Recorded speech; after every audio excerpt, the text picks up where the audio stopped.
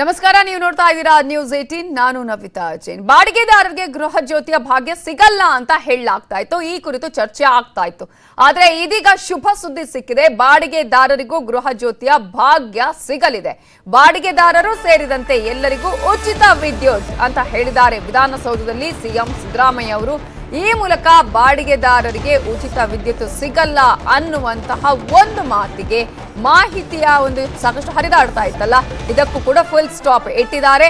ಬಾಡಿಗೆದಾರರಿಗೂ ಉಚಿತ ವಿದ್ಯುತ್ ಕೊಡ್ತೇವೆ, ಆದ್ರೆ ಇಲ್ಲಿ ಒಂದಷ್ಟು ಷರತ್ತುಗಳು. ಅದು ಯಾರಿಗೆ ಅಂತ ಹೇಳಿದ್ರೆ ವಾಣಿಜ್ಯ ಬಳಕೆದಾರರಿಗೆ ಉಚಿತ ವಿದ್ಯುತ್ ಸಿಗೋದಿಲ್ಲ. ಆದ್ರೆ ಬಾಡಿಗೆದಾರರಿಗೆ ಉಚಿತ ವಿದ್ಯುತ್ನ ಪ್ರಯೋಜನ ಅದರ ಫಲಾನುಭವಿಗಳಿಗೆ ಸಿಗುತ್ತೆ ಅಂತ ಹೇಳಿ ವಿಧಾನಸೌಧದಲ್ಲಿ ಸಿಎಂ ಸಿದ್ದರಾಮಯ್ಯ ಹೇಳಿಕೆಯನ್ನ ಕೊಟ್ಟಿದ್ದಾರೆ. ಉಚಿತ ವಿದ್ಯುತ್ ಯೋಜನೆಯನ್ನ ಪಡೆಯುವಂತಹ ನಿಟ್ಟಿನಲ್ಲಿ ಈಗ ಬಾಡಿಗೆದಾರರಿಗೂ ಸಿಗುತ್ತೆ ಅನ್ನೋದು ಸಿಎಂ ಸಿದ್ದರಾಮಯ್ಯ ಅವರು ಈಗ ಕೊಟ್ಟಿರುವ ಸ್ಪಷ್ಟನೆ. ಬಾಡಿಗೆದಾರರಿಗೂ ಉಚಿತ ವಿದ್ಯುತ್ ಕೊಡ್ತೀವಿ, ಬಾಡಿಗೆದಾರರಿಗೂ ಕೊಡ್ತೀವಿ, ಗೊತ್ತಾಯ್ತಾ? ಯಾರ್ಯಾರು ಬಡವರು ಇದ್ದಾರೆ, 200 ಯೂನಿಟ್ ಒಳಗಡೆ ಉಪಯೋಗಿಸ್ತಕ್ಕಂಥವ್ರು ಯಾರ್ಯಾರು ಇದ್ದಾರೆ ಅವ್ರಿಗೆಲ್ಲರಿಗೂ ಕೂಡ, ಯಾರ್ಯಾರು 200 ಯೂನಿಟ್ ಒಳಗಡೆ ಉಪಯೋಗಿಸ್ತಾ ಇದ್ದಾರೆ ಅವ್ರು ಯಾರು ಕೂಡ ಬಿಲ್ ಕಟ್ಟಬೇಕಾಗುತ್ತೆ. ಒಬ್ರು 50 ಯೂನಿಟ್ ಉಪಯೋಗಿಸಬಹುದು, ಒಬ್ರು 60 ಯೂನಿಟ್ ಉಪಯೋಗಿಸಬಹುದು, ಒಬ್ರು 70 ಯೂನಿಟ್ ಉಪಯೋಗಿಸಬಹುದು, ಒಬ್ಬರು 100 ಯೂನಿಟ್, ಒಬ್ರು 150, ಒಬ್ರು 180 ಹೀಗೆಲ್ಲ ಉಪಯೋಗಿಸಬಹುದು. ಅವ್ರು ಯಾರು ಕೂಡ ಕಟ್ಟಾಗಿಲ್ಲ. ಬಾಡಿಗೆದಾರರಿಗೂ ಅನ್ವಯ ಆಗುತ್ತೆ, ಗೊತ್ತಾಯ್ತಾ? ಕಮರ್ಷಿಯಲ್ಗೆ ಅನ್ವಯ ಆಗಲ್ಲ. ಈಗ ಬಾಡಿಗೆದಾರರು ಮನೆ ಯಜಮಾನರು ಅವ್ರು ಕಮರ್ಷಿಯಲ್ಗೆ ಮಾಡ್ತಾ ಇದ್ರೆ ಅದಕ್ಕೆ ಉಪಯೋಗ ಆಗ್ತಾ ಇಲ್ಲ, ಗೊತ್ತಾಯ್ತಾ? ಸೊ ಅದರಿಂದ ಯೂನಿಟ್ ಉಪಯೋಗಿಸಬಹುದು, ಒಬ್ರು 60 ಯೂನಿಟ್ ಉಪಯೋಗಿಸಬಹುದು, ಒಬ್ರು 70 ಯೂನಿಟ್ ಉಪಯೋಗಿಸಬಹುದು, ಒಬ್ಬರು 100 ಯೂನಿಟ್, ಒಬ್ರು 150, ಒಬ್ರು 180 ಹೀಗೆಲ್ಲ ಉಪಯೋಗಿಸಬಹುದು. ಅವ್ರು ಯಾರು ಕೂಡ ಕಟ್ಟಾಗಿಲ್ಲ. ಹೊಸ ಮಾರ್ಗಸೂಚಿಯಿಂದ ಬಾಡಿಗೆ ಮನೆದಾರರಿಗೆ ತೊಂದರೆ ಆಗುತ್ತೆ ಅನ್ನೋದು ಒಂದೇ ಮನೆ ಓನರ್ ಇರೋರಿಗೆ ನೋಡಪ್ಪ, ಬಾಡಿಗೆದಾರರಿಗೂ ಕೂಡ ಇದು ಅನ್ವಯ ಆಗುತ್ತೆ. ಬಾಡಿಗೆದಾರರಿಗೂ ಅನ್ವಯ ಆಗುತ್ತೆ, ಗೊತ್ತಾಯ್ತಾ? ಕಮರ್ಷಿಯಲ್ಗೆ ಅನ್ವಯ ಆಗಲ್ಲ. ಈಗ ಬಾಡಿಗೆದಾರರು ಮನೆ ಯಜಮಾನರು ಅವ್ರು ಕಮರ್ಷಿಯಲ್ಗೆ ಮಾಡ್ತಾ ಇದ್ರೆ ಅದಕ್ಕೆ ಉಪಯೋಗ ಆಗ್ತಾ ಇಲ್ಲ, ಗೊತ್ತಾಯ್ತಾ? ಸೊ ಅದರಿಂದ ಎಲ್ರಿಗೂ ಬಾಡಿಗೆದಾರರು ಸೇರಿಸ್ಕೊಂಡು ಸಹಾಯ ಆಗ್ತದೆ. ಬಿಜೆಪಿ ಪ್ರತಿಭಟನೆ ಬೇರೆ ಮಾಡ್ತಾ ಇದೆ ಸರ್, ಇದೇ ವಿಚಾರಕ್ಕೆ ಕ್ಲಿಯರ್ ಆಗಿದ್ರು ಬಿಜೆಪಿ ಪ್ರತಿಭಟನೆ ಮಾಡ್ತಾ ಇದೆ. ಅವ್ರಿಗೇನು ಇಲ್ವಲ್ಲ ಪಾಪ, ಅವ್ರಿಗೆ what moral right they have. ಆಯ್ತಪ್ಪ, 10 ಗಂಟೆ ವಿದ್ಯುತ್ ಕೊಡ್ತೀವಿ ಅಂತ ಹೇಳಿ ಕೊಟ್ರ, ಬಂದ ತಕ್ಷಣ ಸಾಲ ಮನ್ನಾ ಮಾಡ್ತೀವಿ ಅಂದ್ರು ಮಾಡಿದ್ರ, ನೀರಾವರಿಗೆ 1.5 ಲಕ್ಷ ಕೋಟಿ ಖರ್ಚು ಮಾಡ್ತೀವಿ ಅಂದ್ರು ಮಾಡಿದ್ರ. ಮತ್ತೆ what moral right they have ಹೇಳಪ್ಪ, ನೀವೇ ಹೇಳಿ. ಅವರು ಹೇಳದನ್ನು ಮಾಡಲಿಲ್ಲ, ನಾವು ಮಾಡಿದ್ರೂ ಅದರಲ್ಲಿ ಮೊಸರಲ್ಲಿ ಕಲ್ಲು ಹುಡುಕಕ್ಕೆ ಹೊರಟಿದ್ದಾರೆ. ದೀಸ್ ಪೀಪಲ್ ಇದಾರಲ್ಲ, ಇವರು ಜನವಿರೋಧಿ ಪಕ್ಷ. ಇದು ಅವರು ಅಧಿಕಾರದಲ್ಲಿದ್ದಾಗ ಡ್ಯೂಟಿ ಹೊಡೆದ್ಬಿಟ್ಟು ಲಂಚ ಮಾಡಿ, ಲಂಚ ಹೊಡೆದು ರಾಜ್ಯನ ಕೆಟ್ಟ ಹೆಸರು ತಗೊಬಂದು ಹೋದ್ರು. ಈಗ ಅವ್ರು ನಮ್ಗೆ ಪಾಠ ಹೇಳ್ಕೊಡ್ತಾರಲ್ಲ, ಏನ್ ಹೇಳೋದು? ನೀವು ಅದನ್ನೆಲ್ಲ ಬರೀತೀರಲ್ಲ, ತೋರಿಸ್ತೀರಲ್ಲ ಈ ದೊಡ್ಡದಾಗಿ.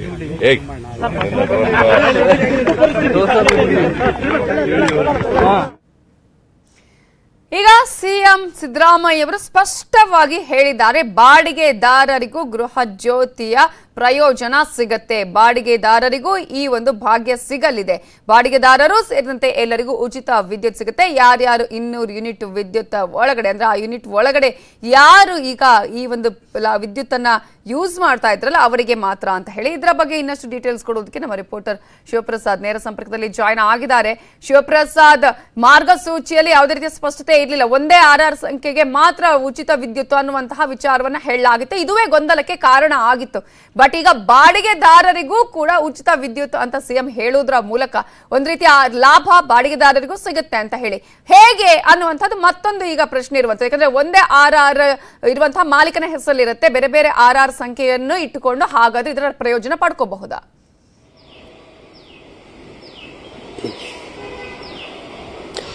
ನವಿತಾ, ಇದೇ ಒಂದು ಸಾಕಷ್ಟು ಗೊಂದಲ ಉಂಟಾಗಿತ್ತು. ಯಾಕಂದ್ರೆ ಕರ್ನಾಟಕದಲ್ಲಿ ಬಹುತೇಕ 60% ಅಷ್ಟು ಜನ ಬಾಡಿಗೆ ಮನೆಗಳಲ್ಲಿ ವಾಸ ಇರುವಂತದ್ದು.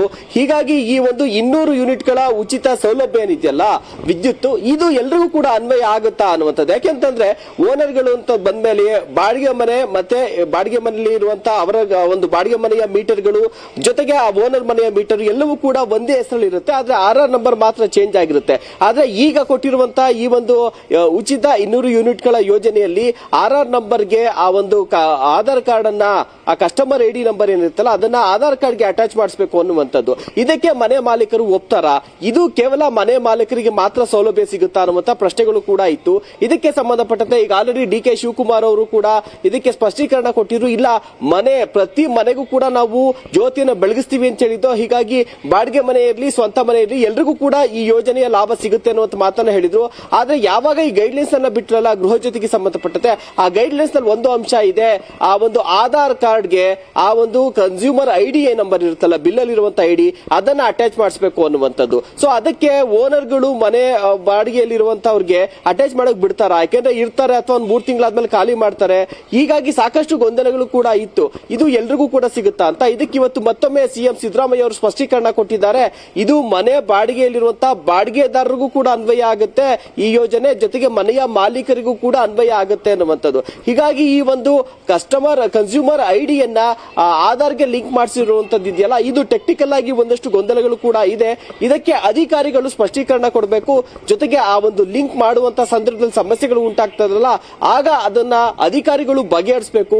ಅದನ್ನ ಹೊರತುಪಡಿಸಿದ್ರೆ ಜನಸಾಮಾನ್ಯರಿಗೆ ಈ ಒಂದು ಗೊಂದಲ ಇದ್ದೇ ಇರುತ್ತೆ. ಸೊ ಹೀಗಾಗಿ ತಾಂತ್ರಿಕವಾಗಿ ಬರುವಂತಹ ಸಮಸ್ಯೆಗಳನ್ನ ಅಧಿಕಾರಿಗಳು ಯಾವ ರೀತಿಯಾಗಿ ಬಗೆಹರಿಸ್ತಾರೆ ಅನ್ನುವಂಥದ್ದನ್ನ ಕಾದ್ ನೋಡ್ಬೇಕಾಗಿದೆ. ಒಂದಂತೂ ಸ್ಪಷ್ಟ, ಇದು ಬಾಡಿಗೆ ಮನೆ ಇರಲಿ, ಸ್ವಂತ ಮನೆ ಇರಲಿ, ಎಲ್ರಿಗೂ ಕೂಡ ಈ ಉಚಿತ 200 ಯೂನಿಟ್ಗಳ ಯೋಜನೆ ಈಗ ಮಾರ್ಗಸೂಚಿಯಲ್ಲಿ ಹೇಳಿದಾಗೆ ಒಬ್ಬರ ಹೆಸರಿನಲ್ಲಿ ಒಂದು ವೇಳೆ ಜಾಸ್ತಿ ಹೆಚ್ಚು ಆರ್ ಸಂಖ್ಯೆ ಇದ್ರೆ ಅದು ಒಬ್ಬರಿಗೆ ಮಾತ್ರ ಅನ್ವಯ ಅಂತ. ಸೊ ಇದಕ್ಕೂ ಕೂಡ ಅವ್ರು ಸ್ಪಷ್ಟತೆ ಕೊಡಬೇಕಾಗತ್ತೆ ನೀವು ಹೇಳಿದ ಹಾಗೆ. ಮತ್ತೊಂದು ಕಡೆ ಈಗ ಬಾಡಿಗೆ ಮನೆಯಲ್ಲೇ ಇರ್ತಾರೆ. ಈಗ ನೀವು ಹೇಳಿದಾಗೆ ಒಂದ್ ಕಡೆ ಕೆಲವರು 3 ತಿಂಗಳು ಇರ್ಬೋದು, ಅಥವಾ ಆ ಮನೆಯನ್ನ ಬಿಟ್ಟು ಹೋಗಿರ್ಬೋದು, ಇನ್ನೊಬ್ಬರು ಅದನ್ನ ಈ ಹಿಂದೆ ಯೂಸ್ ಮಾಡಿರುತ್ತಾರೆ.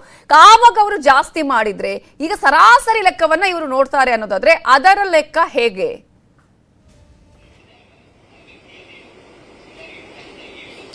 ಖಂಡಿತವಾಗ್ಲು ನವಿತಾ, ಈಗ ಒಂದ್ ಸಮಸ್ಯೆ ಏನಾಗುತ್ತೆ ಅಂತಂದ್ರೆ, ಈಗ ನಾನು ಒಂದು ಮನೆಯಲ್ಲಿ ಬಾಡಿಗೆಯಲ್ಲಿ ಇರ್ತೀನಿ, 12 ತಿಂಗಳಿಂದ ಬಾಡಿಗೆ ಇದ್ರೆ ನಾನು ಎಷ್ಟು ವಿದ್ಯುತ್ ಅನ್ನ ಉಡ್ಸಿದ್ದೀನಿ ಅನ್ನುವಂಥದ್ದು, ಎಷ್ಟು ಯೂನಿಟ್ ಅನ್ನ ಬಳಕೆ ಮಾಡಿದ್ದೀನಿ ಅನ್ನುವಂತ ಒಂದು ಆವರೇಜ್ ಅನ್ನ ಲೆಕ್ಕ ಹಾಕ್ತಾರೆ. ಆವರೇಜ್ ಅನ್ನ ಫಿಕ್ಸ್ ಮಾಡಿ ಅದಕ್ಕೆ 10% ಅನ್ನ ಉಚಿತವಾಗಿ ಕೊಡ್ತಾರೆ.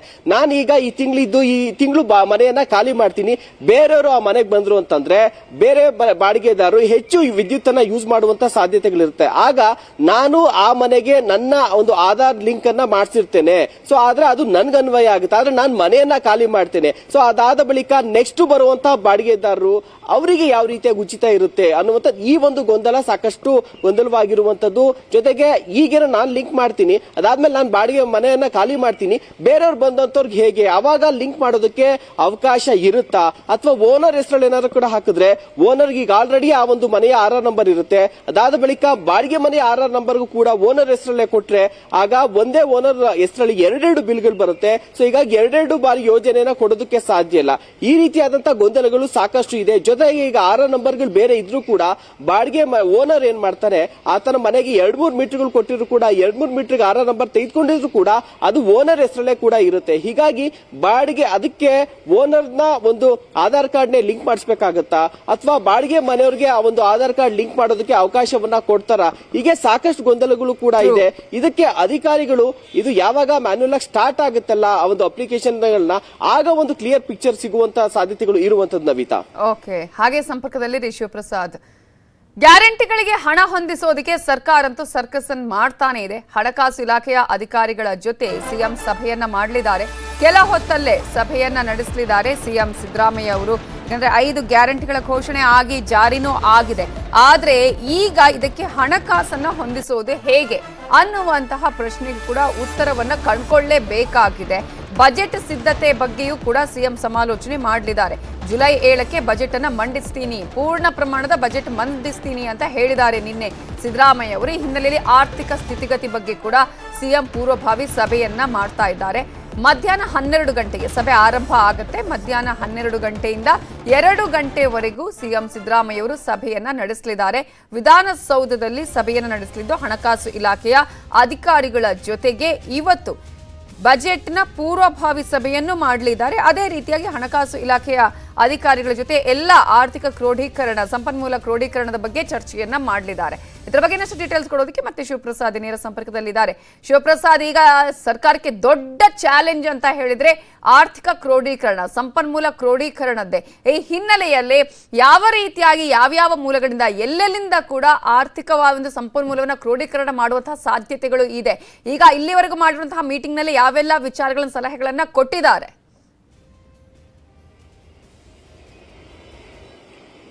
ನವಿತಾ, ಚುನಾವಣೆಗೂ ಮುನ್ನ ಭರವಸೆಗಳನ್ನ ಕೊಟ್ಟಿದ್ದಾಯ್ತು. ಅದಾದ ಬಳಿಕ ಅಧಿಕಾರಕ್ಕೂ ಕೂಡ ಬಂದಿದ್ದಾಯ್ತು. ಯಾವಾಗ ಗ್ಯಾರಂಟಿಗಳ ಅನುಷ್ಠಾನವನ್ನ ಮಾಡ್ತೀವಿ, ಯಾವಾಗಿಂದ ಜಾರಿ ಅನ್ನುವಂಥದ್ದನ್ನ ಕೂಡ ಈಗ ಆಲ್ರೆಡಿ ಸಿಎಂ ಸಿದ್ದರಾಮಯ್ಯ ಅವರು ಕಾಂಗ್ರೆಸ್ ಪಕ್ಷ ಸ್ಪಷ್ಟೀಕರಣವನ್ನ ನೀಡಿದೆ. ಆದ್ರೆ ಈಗ ಇರುವಂತಹ ರಿಯಲ್ ಚಾಲೆಂಜ್ ಏನಂತಂದ್ರೆ ಈ ಒಂದು ಗ್ಯಾರಂಟಿಗಳ ಯೋಜನೆಯ ಅನುಷ್ಠಾನಕ್ಕೆ ಬೇಕಾಗಿರುವಂತಹ ಹಣವನ್ನ ಹೊಂದಿಸುವಂತದ್ದು. ಈ ಒಂದು ದೊಡ್ಡ ಜವಾಬ್ದಾರಿ ಸಿಎಂ ಸಿದ್ದರಾಮಯ್ಯ ಹಾಗೂ ಹಣಕಾಸು ಇಲಾಖೆಯ ಅಧಿಕಾರಿಗಳ ಮೇಲೆ ಇರುವಂತದ್ದು. ಈಗ ಆಲ್ರೆಡಿ ಹಣಕಾಸು ಇಲಾಖೆಯ ಅಧಿಕಾರಿಗಳು ಒಂದು ಪ್ಲಾನ್ ಎ, ಪ್ಲಾನ್ ಬಿ ಯನ್ನ ಸರ್ಕಾರಕ್ಕೆ ಸಿದ್ದರಾಮಯ್ಯ ಅವರ ಮುಂದೆ ಇಟ್ಟಿದ್ರು. ಪ್ಲಾನ್ ಎ ಏನಂದ್ರೆ ಗ್ಯಾರಂಟಿಗಳಿಗೆ ಒಂದಷ್ಟು ಷರತ್ತುಗಳನ್ನ ಹಾಕೊಡ್ಬೇಕು. ಆಗ ಸುಮಾರು ನಮಗೆ 40 ರಿಂದ 50 ಸಾವಿರ ಕೋಟಿಯಷ್ಟು ಹಣ ಬೇಕಾಗುತ್ತೆ ಅನ್ನುವಂಥದ್ದು. ಅದನ್ನು ಹೊರತುಪಡಿಸಿದ್ರೆ ಪ್ಲಾನ್ ಬಿ ಇರುವಂತದ್ದು, ನೀವು ಷರತ್ತುಗಳು ಇಲ್ಲದೆ ಏನಾದ್ರೂ ಕೂಡ ಗ್ಯಾರಂಟಿ ಯೋಜನೆಗಳನ್ನ ಕೊಟ್ರೆ ಸರಿಸುಮಾರು 1 ಲಕ್ಷ ಕೋಟಿಯಷ್ಟು ಹಣ ಬೇಕಾಗುತ್ತೆ ಅನ್ನುವಂಥದ್ದು. ಆದ್ರೆ ಯಾವುದೇ ಷರತ್ತುಗಳನ್ನ ವಿಧಿಸದೆ, ಅದು 200 ಯೂನಿಟ್ಗಳಿಗೆ ಮಾತ್ರ ಕೆಲ ಷರತ್ತುಗಳನ್ನ ಹೊರತುಪಡಿಸಿದ್ರೆ ಇನ್ನು ಉಳಿದಂತಹ ಯೋಜನೆಗಳಿಗೆ ಯಾವುದನ್ನು ಅಂತ ಪ್ರಮುಖವಾದ ಷರತ್ತುಗಳನ್ನ ವಿಧಿಸಿಲ್ಲ. ಹೀಗಾಗಿ ಕನಿಷ್ಠ ಅಂತಂದ್ರೂ ಕೂಡ 80 ರಿಂದ 1 ಲಕ್ಷ ಕೋಟಿಯಷ್ಟು ಹಣ ಬೇಕಾಗುತ್ತೆ. ಸೊ ಈಗ ಕಳೆದ ಬಾರಿಯ ಬಜೆಟ್ ಸುಮಾರು 3.25 ಲಕ್ಷ ಕೋಟಿಯಷ್ಟು ಬಜೆಟ್ ಅನ್ನ ಮಂಡನೆ ಆಗಿರುವಂತದ್ದು. ಈ ಬಾರಿಯ ಬಜೆಟ್ ಅಲ್ಲಿ ಇಷ್ಟು ಹಣ ಇದಕ್ಕೆ ಹೋದ್ರೆ ಉಳಿದಂತವಕ್ಕೆ ಎಲ್ಲೆಲ್ಲ ಒಂದು ಇಲಾಖೆಗಳಿಗೆ ಯಾವ ರೀತಿಯಾಗಿ ಅನುದಾನವನ್ನ ಕೊಡಬೇಕು, ಜೊತೆಗೆ ಯಾವ ರೀತಿಯಾಗಿ ಹಣವನ್ನ ಕ್ರೋಢೀಕರಣ ಮಾಡಬೇಕು, ಯಾವ್ದಾದ್ರು ಟ್ಯಾಕ್ಸ್ ಗಳನ್ನ ಜಾಸ್ತಿ ಮಾಡಬೇಕಾ ಅನ್ನುವಂತ ಬಗ್ಗೆ ಇವತ್ತು ಈ ಒಂದು ಹಣಕಾಸು ಇಲಾಖೆಯ ಅಧಿಕಾರಿಗಳ ಜೊತೆಗೆ ಸಿಎಂ ಸುಮಾರು 2 ಗಂಟೆಗಳ ಕಾಲ ಸಭೆಯನ್ನ ನಡೆಸಲಿದ್ದಾರೆ. Ravita, okay, thank you Shivaprasad ಡೀಟೇಲ್ಸ್ಗೆ. Welcome back. ಗೃಹ ಜ್ಯೋತಿ ಯೋಜನೆ ಬಾಡಿಗೆದಾರರಿಗೂ ಸಿಗುತ್ತೆ. ಆರ್ಆರ್ ನಂಬರ್ ಆಧಾರ್ಗೆ ಲಿಂಕ್ ಮಾಡಬೇಕು. ಕೆಪಿಸಿಸಿಯಿಂದ ಟ್ವೀಟ್ ಮಾಡಿ ಮಾಹಿತಿಯನ್ನ ನೀಡಲಾಗಿದೆ. ಈಗಾಗಲೇ ನೂರಾರು ಸಂಶಯಗಳಿತ್ತು ಬಾಡಿಗೆದಾರರಿಗೆ ಸಿಗಲ್ಲ ಅಂತ ಹೇಳಿ. ಅದಕ್ಕೆ ಕಾರಣ ಆಗಿದ್ದು ನಿನ್ನೆ ಹೊರಡಿಸಿದಂತಹ ಗೈಡ್ ಲೈನ್ಸ್. ಈ ಹಿನ್ನೆಲೆಯಲ್ಲಿ ಬಾಡಿಗೆದಾರರಿಗೆ ಸಿಗುತ್ತಾ ಇಲ್ವಾ ಅನ್ನುವಂತಹ ಪ್ರಶ್ನೆಗೆ ಇವತ್ತು ಸ್ಪಷ್ಟತೆ ಸಿಕ್ಕಿದೆ. ಬಾಡಿಗೆದಾರರು ಕರಾರು ಪತ್ರವನ್ನ ಅಪ್ಲೋಡ್ ಮಾಡಬೇಕು. 1 ದಾಖಲೆ 1 ಮೀಟರ್ಗೆ ಮಾತ್ರ ಲಿಂಕ್ ಆಗುತ್ತೆ. ಮನೆ ಬದಲಿಸಿದ್ರೆ ಹಿಂದಿನ ಮನೆಯ ಲಿಂಕ್ ಅನ್ನ ತೆಗಿಬೇಕು ಅನ್ನುವಂತಹ ಮಾಹಿತಿಯನ್ನ ಹಂಚಿಕೊಳ್ಳಲಾಗಿದೆ. ಈಗಾಗಲೇ ಕೆಪಿಸಿಸಿ ಟ್ವೀಟ್ ಮಾಡಿ ಸ್ಪಷ್ಟತೆಯನ್ನ ಕೊಟ್ಟಿದೆ. ಈಗ ಉಚಿತ ವಿದ್ಯುತ್ ಯಾರಿಗೆ ಸಿಗುತ್ತೆ? ಬಾಡಿಗೆದಾರರಿಗೂ ಕೂಡ ಸಿಗುತ್ತೆ. ಕೇವಲ ಸ್ವಂತ ಮನೆಯವರಿಗೆ ಮಾತ್ರ ಅಲ್ಲ, ಬಾಡಿಗೆದಾರರು ಕೂಡ ಇದರ ಪ್ರಯೋಜನವನ್ನ ಪಡ್ಕೊಳ್ಬಹುದು. ಹೇಗೆ ಅಂತ ನೋಡಿದ್ರೆ, ಸ್ವಂತ ಮನೆಯವರಿಗೆ ಆರ್ಆರ್ ನಂಬರ್ನೊಂದಿಗೆ ಆಧಾರ್ ಲಿಂಕ್ ಮಾಡಿದ್ರೆ ಆಯ್ತು. 1ಕ್ಕಿಂತ ಹೆಚ್ಚು ಮನೆ ಇದ್ರೆ 1 ಮನೆಗೆ ಮಾತ್ರ ಅವಕಾಶ. 2 ಮೀಟರ್ ಹೊಂದಿದ್ರೆ ಯಾವುದಾದ್ರೂ 1ಕ್ಕೆ ಮಾತ್ರ ಲಭ್ಯ ಅಂತ ಹೇಳಲಾಗಿತ್ತು. ಆದ್ರೆ ಬಾಡಿಗೆದಾರರಿಗೆ ಹಾಗಾದ್ರೆ ಹೇಗೆ ಸಿಗುತ್ತೆ? ವಾಸ ಇರುವ ಮನೆಯ ಆರ್ಆರ್ ಸಂಖ್ಯೆಯೊಂದಿಗೆ ತಮ್ಮ ಆಧಾರ್ ಲಿಂಕ್ ಮಾಡಬೇಕು. ಇದಕ್ಕೆ ಬಾಡಿಗೆ ಮನೆಯ ಅಗ್ರಿಮೆಂಟ್ ಇರುತ್ತಲ್ಲ, ಅಗ್ರಿಮೆಂಟ್ ಪತ್ರವನ್ನ ವೆಬ್ಸೈಟ್ ನಲ್ಲಿ ಅಪ್ಲೋಡ್ ಮಾಡಬೇಕು. 1 ದಾಖಲೆಯನ್ನ 1 ಮೀಟರ್ನೊಂದಿಗೆ ಮಾತ್ರ ಲಿಂಕ್ ಮಾಡೋದಕ್ಕೆ ಅವಕಾಶ ಇದೆ. ಈಗ ಮನೆ ಚೇಂಜ್ ಮಾಡಿದ್ರಿ ಅಂತ ಅಂದ್ರೆ ಹಿಂದಿನ ಮನೆಯ ಮೀಟರ್ನೊಂದಿಗಿನ ಲಿಂಕ್ ಅನ್ನ ತೆಗಿಬೇಕಾಗತ್ತೆ. ಹೊಸ ಬಾಡಿಗೆ ಮನೆಯ ಆರ್ಆರ್ ನಂಬರ್ ಹಾಗೆಯೇ ಆಧಾರ್ ಕಾರ್ಡ್ ಅನ್ನ ಮತ್ತೆ ನೀವು ಲಿಂಕ್ ಮಾಡಬೇಕು. ಆ ಮೂಲಕ ಅದರ ಪ್ರಯೋಜನವನ್ನ ಪಡಿಬಹುದು ಅಂತ ಹೇಳಿ ಕೆಪಿಸಿಸಿ ಈಗ ಟ್ವೀಟ್ ಮಾಡಿ ಸ್ಪಷ್ಟತೆಯನ್ನ ಕೊಟ್ಟಿದೆ. ಬಾಡಿಗೆದಾರರಿಗೆ ಟೆನ್ಷನ್ ಇತ್ತು, ಇಲ್ಲಿ ನಮಗೆ ಸಿಗಲ್ಲ, ಯಾಕಂದ್ರೆ ಈಗಾಗಲೇ ಮಾರ್ಗಸೂಚಿಯಲ್ಲಿ ಹೇಳಿದ ಹಾಗೆ ಈಗ 1ಕ್ಕಿಂತ ಹೆಚ್ಚು ಮೀಟರ್ ಇದ್ರೂ ಕೂಡ ಆರ್ಆರ್ ನಂಬರ್ ಒಂದೇ ಇದ್ದು ಆ ಮಾಲೀಕರಿಗೆ ಮಾತ್ರ ಸಿಗುತ್ತೆ ಅಂತ ಹೇಳಿ. ಸೊ ಈಗ ಸ್ಪಷ್ಟತೆಯನ್ನ ಕೊಡುವಂತಹ ಒಂದಷ್ಟು ಪ್ರಯತ್ನಗಳು ಆಗಿದೆ. ಇದರ ಬಗ್ಗೆ ಇನ್ನಷ್ಟು ಡೀಟೇಲ್ಸ್ ಕೊಡೋದಕ್ಕೆ ನಮ್ಮ ರಿಪೋರ್ಟರ್ ಶಿವಪ್ರಸಾದ್ ಈಗ ಫೋನ್ ಸಂಪರ್ಕದಲ್ಲಿದ್ದಾರೆ. ಶಿವಪ್ರಸಾದ್, ನೂರಾರು ಗೊಂದಲಗಳು, ನೂರಾರು ಅನುಮಾನಗಳು ಕೂಡ ಇತ್ತು. ಒಂದಷ್ಟು ಪ್ರಶ್ನೆಗಳಿಗೆ ಈಗ ಉತ್ತರ ಸಿಕ್ಕಿದೆ ಅಂತ ಅನ್ಸುತ್ತೆ ಕೆಪಿಸಿಸಿಯ ಟ್ವೀಟ್ ಇಂದ. ಖಂಡಿತವಾಗ್ಲು ಇದರಲ್ಲಿ ಬಹಳ ಗೊಂದಲ ಇರುವಂತದ್ದು ಅಂದ್ರೆ ಬಾಡಿಗೆ ಮನೆಯಲ್ಲಿರುವಂತವ್ರಿಗೆ ಈ ಯೋಜನೆ ಯಾವ ರೀತಿಯಾಗಿ ಅಪ್ಲೈ ಆಗುತ್ತೆ ಅನ್ನುವಂಥದ್ದು. ಇದಕ್ಕೆ ಸಂಬಂಧಪಟ್ಟಂತೆ ಒಂದಷ್ಟು ಮಾಹಿತಿಯನ್ನ ಕೆಪಿಸಿಸಿ ತನ್ನ ಟ್ವೀಟ್ ಮೂಲಕ ಕೊಟ್ಟಿರುವಂತದ್ದು. ಬಹಳ ಪ್ರಮುಖವಾಗಿ ಗಮನಿಸಬೇಕಾಗಿರುವುದು ಅಂತಂದ್ರೆ ನವಿತಾ ಇಲ್ಲಿ ವಾಸ ಇರುವಂತ ಮನೆಯ ಆಧಾರ್ ಸಂಖ್ಯೆಯೊಂದಿಗೆ ತಮ್ಮ ಆಧಾರ್ ಲಿಂಕ್ ಮಾಡಬೇಕು ಅಂತಿದೆ. ಆದ್ರೆ ಇದಕ್ಕೆ ಬಾಡಿಗೆ ಮನೆಯ ಕರಾರು ಪತ್ರವನ್ನ ವೆಬ್ಸೈಟ್ ನಲ್ಲಿ ಅಪ್ಲೋಡ್ ಮಾಡಬೇಕು. ಅಂದ್ರೆ ನಾವು ರೆಂಟ್ ಅಗ್ರಿಮೆಂಟ್ ಅನ್ನುವಂಥದ್ದನ್ನ ಕೆಲವ್ರು ಮಾಡ್ಸಿರ್ತಾರೆ, ಕೆಲವ್ರು ಮಾಡ್ಸಿರಲ್ಲ.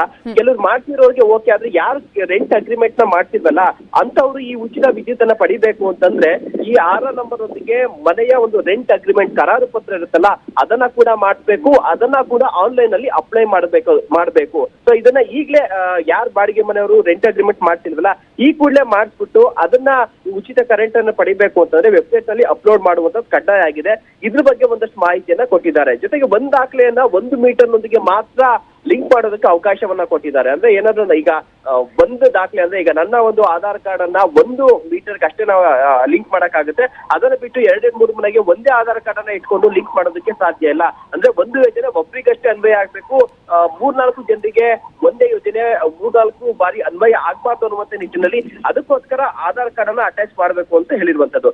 ಒಂದು ವೇಳೆ ಮನೆಯನ್ನಾರು ಕೂಡ ಬದಲಾಯಿಸಿದ್ರೆ ಹಿಂದಿನ ಮನೆಗೆ ನಾವ್ ಏನನ್ನ ಲಿಂಕ್ ಮಾಡಿರ್ತೀವಲ್ಲ ಸೊ ಅದನ್ನ ತೆಗಿಬೇಕು. ಈಗ ನಾನು ಮನೆಯನ್ನ ಖಾಲಿ ಮಾಡ್ಕೊಂಡು ಹೋಗ್ತೀನಿ, ಅದನ್ನ ಕೂಡಲೇ ತೆಗಿಬೇಕು. ಇಲ್ಲ ಅಂತಂದ್ರೆ ಪ್ರೆಸೆಂಟ್ ಇರುವಂತ ಯಾರ ಮನೆಗೆ ಬರ್ತಲ್ಲ ಅವ್ರಿಗೆ ಅದು ಸಮಸ್ಯೆ ಆಗುವಂತದ್ದು ಇದು ಗೊತ್ತಾಗುತ್ತೆ ಇದರಿಂದ. Navita, okay, thank you Shivaprasad ಡೀಟೇಲ್ಸ್ಗೆ.